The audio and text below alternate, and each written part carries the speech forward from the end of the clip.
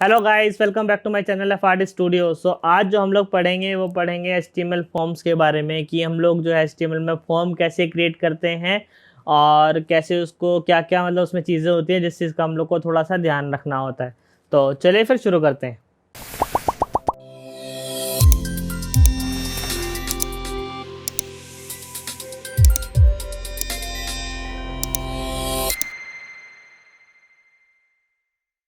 सबसे पहले जान लेते हैं कि फॉर्म होता क्या है एचटीएमएल के अंदर। जैसे कि अगर आपको पता है तो बहुत अच्छी बात है, और जिनको नहीं पता है तो उनके लिए एक बार हम लोग क्लियर कर देते हैं, क्योंकि ये बहुत बेसिक से लेकर के एडवांस में जाते जाते की सीरीज़ है।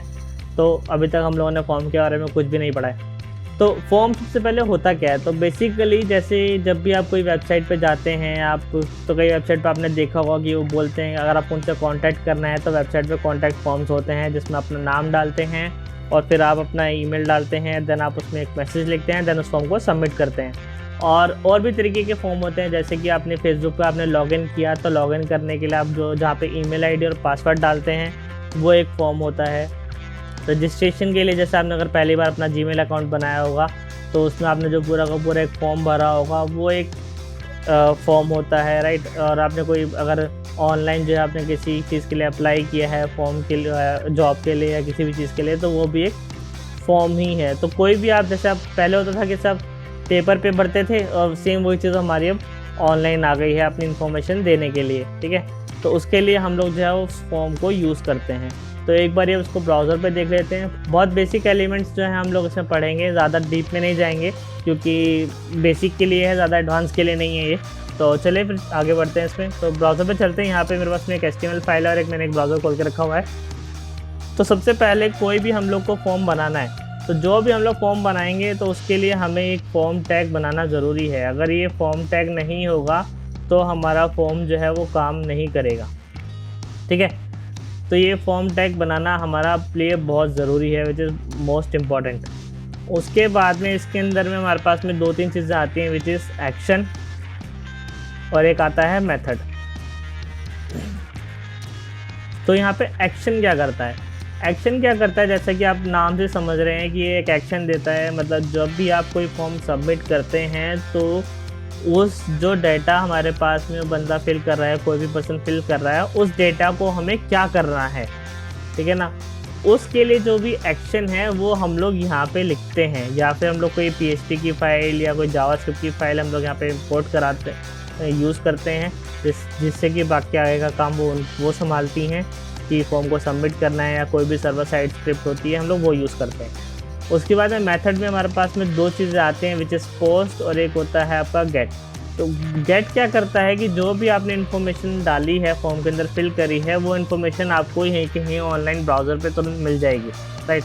और पोस्ट का मतलब सेम वही होगा। ज़्यादा डीप में नहीं जाऊँगा, बहुत आसान भाषा में मैं समझा रहा हूँ। ज़्यादा टेक्निकल में जाऊँगा तो जो लोग बहुत बेसिक्स कर रहे हैं उनको नहीं क्लियर होगा। और पोस्ट क्या करता है, सेम आपकी इन्फॉर्मेशन को तुरंत वहाँ से भेज देगा, वो आपको URL में या फिर कहीं पे भी आपको चीज़ नहीं मिलेगी, ठीक है। तो इसका एक एग्जांपल मैं आपको भी दिखा दूंगा शायद थोड़ा सा, तो आप लोगों को थोड़ा और क्लियर हो जाएगा, ठीक है। उसके बाद में फॉर्म के अंदर सबसे पहले हम लोग जो यूज़ करते हैं वो करते हैं लेबल, विच इज़ LABEL। तो लेबल क्या करता है, जैसे आपने देखा होगा बहुत सारे फॉर्म में ऊपर आपको लेबल लिख के दिखाता है कि ऊपर आपको क्या है फील्ड और आपको क्या फील्ड भरनी है। जैसे कि मैंने लिखा है यहाँ पे फुल नेम, राइट। तो ये मेरा क्या करेगा कि इसके नीचे इसके पास में जो भी मैं इनपुट बनाऊँगा उसकी इन्फॉर्मेशन होती है कि उसमें मुझे फिल क्या करना है, ठीक है। जैसे कि मैंने लगाया इनपुट, ठीक है, इनपुट टैग लगाया मैंने, सेव किया, मैंने यहाँ पे रिफ्रेश किया तो ये मेरा इनपुट टैग आ गया, राइट। तो जैसे कि मेरे इस इनपुट में जो इन्फॉर्मेशन है मैंने यहाँ पे बता दी है कि आपको यहाँ पे आपको अपना फुल नेम लिखना है, उसके बाद में आपको last name, first name, middle name, या फिर कोई भी इन्फॉर्मेशन आप चाहते हैं कि वो यहाँ पे भरे तो आप वो लेबल के अंदर दे सकते हैं। उसके बाद में यहाँ पे हमारे पास 2-3 चीज़ें और आती हैं, विच इज़ के सबसे पहले हम लोग लिखते हैं इनपुट के बाद में टाइप। तो टाइप यहाँ पे क्या करता है, टाइप एट्रीब्यूट हमारा सबसे इम्पोर्टेंट एट्रीब्यूट होता है इनपुट का। तो ये पूरा का पूरा इनपुट की हमारी एक तरह से फीचर है कि यही बताएगा कि हमारा इनपुट जो है वो किस चीज़ का है। जैसे कि अगर मैं यहाँ पे लिखता हूँ टाइप टेक्स्ट, तो मेरा ये जो है फॉर्म जो है ये टेक्स्ट के लिए होगा, मतलब नॉर्मली मैं कुछ भी टेक्स्ट इसके अंदर ले सकता हूँ, चाहे वो नंबर हो चाहे वो टेक्स्ट हो, राइट। उसके बाद में सेकंड आता है ईमेल। ईमेल के लिए क्या होता है, ये जब हम लोग फॉर्म सबमिट करते हैं तब ये फॉर्म के लिए बताता है कि ये जो है आपका ईमेल है, तो आपको यहाँ पे सिर्फ ईमेल ही भरना है या फिर ईमेल का ही फॉर्म भरना है, बिना उसके आपका फॉर्म सबमिट नहीं होगा। तो अब यहाँ पे हमारा जो टाइप है वो ईमेल का काम आता है, राइट, विच इज़ बताता है कि जो हमारा इनपुट टाइप है ये ईमेल के लिए है, तो ईमेल के लिए ही आपको ईमेल ही आपको भरना होगा। उसके बाद में आते हैं पासवर्ड। जैसे ही आप यहाँ पे पासवर्ड लिखते हैं, आप यहाँ पे रिफ्रेश करेंगे तो यहाँ पे आप जो भी टाइप करेंगे वो एज एन पासवर्ड में जाएगा। सेव करते रिफ्रेश करते हैं, राइट। तो जो भी आप पासवर्ड लिखते हैं फेसबुक पे, जीमेल पे, इंस्टा पे, तो वो सब इस तरह से आता है। तो उसका जो इनपुट टाइप होता है वो पासवर्ड ही होता है, हमेशा ख्याल रखिएगा ये पासवर्ड ही होता है।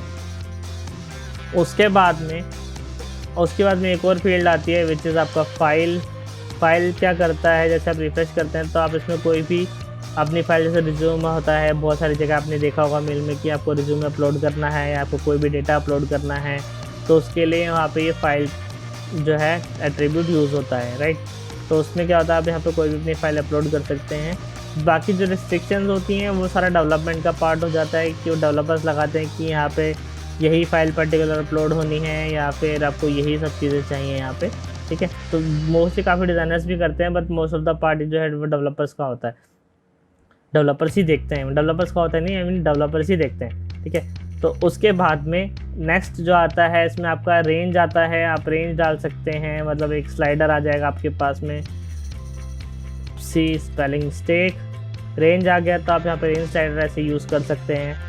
उसके बाद में यहाँ पे आपके पास में अगर आपने लिखा नंबर, सपोज नंबर लिखा, नंबर से रिफ्रेश किया, तो यहाँ पे आप देखोगे जैसे आप ओवर किया आपके पास में 2 बटन आ गए हैं, तो आप यहाँ पे सिर्फ आपका नंबर लिखने के लिए ही होता है, आप यहाँ पे टेक्स्ट नहीं लिख सकते। अगर आप टेक्स्ट लिखने की कोशिश करेंगे तो वो नहीं आएगा, राइट। तो आप इसको नंबर बढ़ा सकते हैं, आप यहाँ से घटा सकते हैं, ठीक है, क्लियर हो गया। इसके बाद में इसके अंदर में आती हैं कुछ और चीज़ें, जैसे कि नंबर हो गया। नंबर के बाद में अगर आपको चाहिए चेक बॉक्स चाहिए तो आप चेक बॉक्स लिख सकते हैं, तो यहाँ पे आपका चेक बॉक्स बन के आ जाएगा, राइट। आपको रेडियो बनाना है तो आप रेडियो लिखोगे तो आपका रेडियो बन के आ जाएगा, रेडियो बटन बन के आ जाएगा जनरली। तो सारा काम सिर्फ एक इनपुट के टाइप का ही, आप टाइप चेंज करते जाएंगे, उसकी फील्ड ऑटोमेटिकली चेंज होते जाएंगे, उसका फंक्शन चेंज होता जाएगा, ठीक है। तो सभी यहाँ पे नॉर्मली हम लोग बेसिक टेक्स्ट लिख लेते हैं, बहुत सारी हैं तो हम लोग सब तो नहीं कवर कर सकते हैं, तो बहुत बेसिक चीज़ें जो है हम लोग कवर कर रहे हैं उसको। उसके बाद में यहाँ पे आते हैं, हमारे पास में आता है सबसे पहले जो मेन जो है वो है वैल्यू। तो वैल्यू यहाँ पे क्या करता है कि वैल्यू हमारा क्या काम करेगा, यहाँ पे जो भी इनपुट हम लोग इसके अंदर डालते हैं, यानी कि जो भी आप कोई फॉर्म भरते हैं, तो ये एज एन एक वैल्यू होती है जो हमारी सबमिट होके जाती है, जो भी पीछे बैकएंड में जो भी प्रोसेस चल रहा होता है उसके पास में, तो वो वैल्यू हमारी यहाँ पे होती है। अगर आपको कुछ बाय डिफ़ॉल्ट वैल्यू देनी है तो आप वो यहाँ पे दे सकते हैं, जैसे कि मैंने हरजीत दे दिया, सेव किया। अब मैं क्लिक करूँगा, मुझे कुछ भी एडिट करना है, मुझे पहले इसको हटाना होगा, देन फिर मुझे इसको लिखना होगा, राइट। रिफ्रेश कर दिया तो वापस मेरी वो वैल्यू आ गई। तो ये वो है कि अगर मैं बाय कोई यूज़र अगर फिल भी नहीं कर रहा है तो मैं बाय डिफ़ॉल्ट एक वैल्यू चाहिए, जहाँ हमें ऑटोमेटिकली इसको फिल कराना होता है, तब हम इस वैल्यू का यूज़ करते हैं यहाँ पे, ठीक है। उसके बाद में एक आता है प्लेस होल्डर। तो प्लेस होल्डर भी ऑलमोस्ट यही काम करता है। सपोज मैंने लिखा प्लेस होल्डर में फुल नेम, तो जनरली प्लेस होल्डर हम लोग कहाँ पे यूज़ करते हैं, जहाँ पे हमारे पास में डिज़ाइन में अगर हमारे पास लेबल नहीं है, राइट, तो यूज़र को कैसे पता चलेगा कि वो इनपुट किस चीज़ के लिए है, तो उसके लिए हम लोग यहाँ पे प्लेस होल्डर यूज़ करते हैं, राइट। अब आप कहेंगे कि दोनों में डिफरेंस क्या है, वैल्यू भी वही कर रहा है, प्लेस होल्डर भी क्या है वही कर रहा है, दोनों में डिफरेंस है, वो वैल्यू है, ये प्लेस होल्डर का मतलब है उस एरिया में आपने एक डमी टेक्स्ट दे दिया है, तो जैसे ही आप इस पर क्लिक करेंगे तो आप यहाँ पे टाइप करना शुरू कर देंगे तो ऑटोमेटिकली हट जाता है, आपको हटाने की ज़रूरत नहीं पड़ेगी, राइट। तो ये यहाँ पे हमारा प्लेस होल्डर का काम होता है, जो कि बताता है कि आपको इस फील्ड के अंदर आपको क्या इन्फॉर्मेशन फिल करनी है, या फिर कुछ भी आपको टेक्स्ट लिखना है तो आप वो मतलब यूज़र को बताने के लिए तो आप यहाँ पे लिख सकते हैं। उसके बाद में एक और आता है नेम, जैसे कि सपोज कीजिए फर्स्ट नेम, राइट। तो अब नेम क्या है, यहाँ पे आप देखेंगे तो जैसे वैल्यू हम डाल रहे थे तो यहाँ चेंज हो रहा था, टाइप हम लोग डाल रहे थे तो यहाँ चेंज हो रहा था, प्लेस होल्डर भी चेंज हो रहा था, बट नेम डाल रहे हैं तो यहाँ पे कुछ नहीं हो रहा है। तो यहाँ पे नेम क्या करता है कि जैसे हम जब भी हम लोग डेवलपर जो फॉर्म को सबमिट कराते हैं, थोड़ा टेक्निकल हो जाएगा, तो जैसे ही कोई भी डेवलपर जो है या कोई भी पर्सन है फॉर्म को सबमिट कराता है तो वो पर्टिकुलर उस फॉर्म की जो डिटेल है वो इस पर्टिकुलर नेम से उसको उठाता है। तो उसी के लिए हमारे पास में ये नेम होना ज़रूरी है। तो जनरली क्या होता है, बहुत सारे डिज़ाइनर्स क्या करते हैं कि वो फॉर्म बना तो देते हैं बट उसके अंदर नेम नहीं देते हैं, तो ये सबसे बड़ा दिक्कत होता है। तो उन लोगों को जब वो फॉर्म बना रहे हैं तो ऑब्वियसली बात है उनको नेम डिफ़ाइन करना ज़रूरी है। अगर वो नेम डिफ़ाइन नहीं करेंगे तो फिर वो आगे डेवलपर को करना पड़ता है, जो कि अगर HTML कर रहे हैं तो जाहिर सी बात है आपका ही काम है कि आप उसको ये चीज़ को प्रोवाइड कराएं। ठीक है, तो क्लियर हो गया। तो उसके आगे बढ़ते हैं, बट हाँ, आगे बढ़ने से पहले मैं भूल गया आपको बताना कि अगर आपने मेरे चैनल को सब्सक्राइब नहीं किया है तो उसको सब्सक्राइब कर लीजिएगा और बेल आइकन को ज़रूर दबाइएगा, ताकि आने वाले जितने भी लेटेस्ट ट्यूटोरियल्स हैं, जैसे कि हम इसके बाद एक अच्छा सा सुंदर सा रजिस्ट्रेशन फॉर्म बनाएंगे तो उसके नोटिफिकेशन आप तक पहुँच जाएंगे, ताकि आप उससे और नई नई चीज़ सीख सकेंगे। ठीक है, तो ये तो है हमारी एक बेसिक फील्ड, राइट। उसके बाद में लेबल में एक और फील्ड आती है जो कि हम लोग यूज़ करते हैं, विच इज़ 4। 4 क्या होता है, जैसे मैंने यहाँ पे 4 लिखा, राइट, और सपोज़ कीजिए मैंने इसका नाम दिया फुल नेम। फुल नेम मैंने इसको दे दिया, यहाँ पे रिफ्रेश किया, कुछ नहीं हुआ, आपने देखा कोई चेंज नहीं हुआ, राइट। अब उसके बाद में सेम मुझे क्या करना होता है, मुझे यहाँ पे आईडी देनी होती है। आईडी मेरी जो है वो सेम जाती है जो कि मेरी लेवल की है। मैंने यहाँ पे रिफ्रेश किया तो जैसे ही अगर आप यहाँ पे क्लिक करें तो फोकस हो रहा है। अब जैसे ही आप फॉर्म पे क्लिक करेंगे तो ऑटोमेटिकली वहाँ पे फोकस हो जाएगा, राइट। जैसे मैंने इसको हटा दिया, अगर सेव करते हैं और रिफ्रेश करते हैं, मैं यहाँ पे क्लिक करूँगा तो कुछ नहीं होगा, राइट, वो फोकस में नहीं जाएगा। तो लेवल पे जैसे फॉर्म अगर आप देते हैं तो अगर जैसे ही आप इस पर क्लिक करते हैं तो ऑटोमेटिकली जो है वो मेरा फोकस में चला जाएगा। जैसे मैंने क्लिक किया ऑटोमेटिकली वो फोकस में चला गया, राइट। तो ये एक बहुत अच्छा फीचर है जो कि बहुत सारे डिज़ाइनर इसको भी यूज़ नहीं करते हैं, राइट। तो मैं प्रेफर करूँगा कि आप लोग इसको यूज़ कीजिए, ताकि जितने भी यूज़र फ्रेंडली होते हैं तो यूज़र को अगर वो उस पर भी क्लिक करता है तो ऑटोमेटिकली वो उस पर फोकस हो जाता है। ठीक है, उसके बाद में लास्ट में एक चीज़ है जो कि अगर आपको फॉर्म सबमिट करना है तो उसके लिए क्या करते हैं, उसके लिए हम लोग डालते हैं इनपुट, सेम अगेन टाइप में हम लोग यहाँ पे चेंज कर देते हैं सबमिट किया। जैसे फिर यहाँ पे मैंने डाला वैल्यू, क्योंकि अगर हम इसमें वैल्यू नहीं देंगे तो वो मेरा टेक्स्ट नहीं दिखाएगा, राइट। सबमिट, सेव करते हैं, यहाँ पे रिफ्रेश करते हैं। जैसे मैं सबमिट करूँगा तो आप देखोगे तो मेरा पेज रिफ्रेश हो रहा है। इसका मतलब क्या है, मेरा पेज जो है वो सबमिट हो रहा है ऑटोमेटिकली। ठीक है, उसके बाद में अब चाहे तो यहाँ पे एक तरीका तो ये है, बट अब जैसे HTML5 लेटेस्ट चल रहा है तो आप यहाँ पे उसको एज एन बटन भी चेंज कर सकते हैं। बटन में क्या होगा, यहाँ पे बस आपको बटन का टाइप डिफाइन करना पड़ेगा कि वो बटन है या फिर सबमिट है। उसके बाद मैंने यहाँ पर सबमिट लिखा, सेव किया, रिफ्रेश किया, राइट। तो यहाँ पे यूज़ क्यों होता है, जनरली बटन का यूज़ क्यों है, इसका यूज़ क्यों है, क्योंकि यहाँ पे हमारे पास में फिजिबिलिटी ज़्यादा नहीं है HTML या फिर हमें उस बटन को लिखने की, राइट। अब जनरली हम लोग बटन के अंदर बहुत सारे आइकन्स आते हैं, बहुत सारी चीज़ें हम लोग बटन के अंदर डालते हैं डिज़ाइनिंग करने के लिए।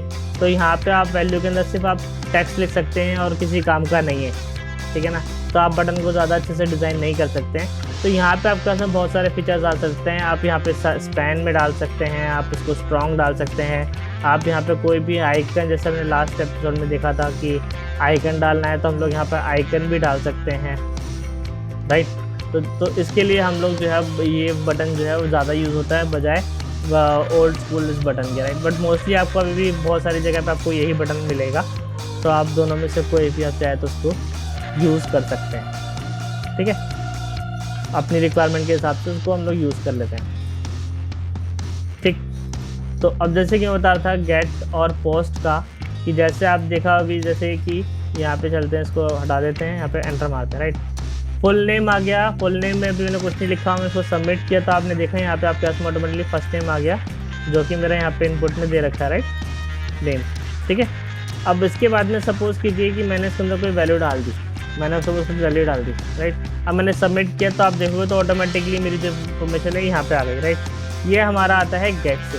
अगर मैं इसको पोस्ट कर दूंगा तो ज़्यादा डिटेल में नहीं जाएंगे हम लोग कि क्यों यूज़ होता है, तो या फिर आपके पोस्ट में आपकी इन्फॉर्मेशन नहीं आएगी, राइट। तो ये था एक बहुत बेसिक सा फॉर्म का स्ट्रक्चर, फॉर्म के बारे में, फॉर्म का थोड़ा सा इन्फॉर्मेशन। होप कि आप लोग को जो है अब तक जितना मैंने समझाया फॉर्म के बारे में उसे समझ में आ गया होगा। अगर समझ में आ गया है और आप चाहते हैं कि इसको और शेयर करें ताकि और तक पहुंचे, और बाकी जो लोग सीखना चाहते हैं इस लॉकडाउन में कि HTML के बारे में, तो उनको शेयर ज़रूर कीजिएगा और इस वीडियो को लाइक ज़रूर कीजिएगा। तो चलिए फिर मिलते हैं हम लोग नेक्स्ट क्लास में, बनाएंगे एक बहुत अच्छा सा रजिस्ट्रेशन फॉर्म।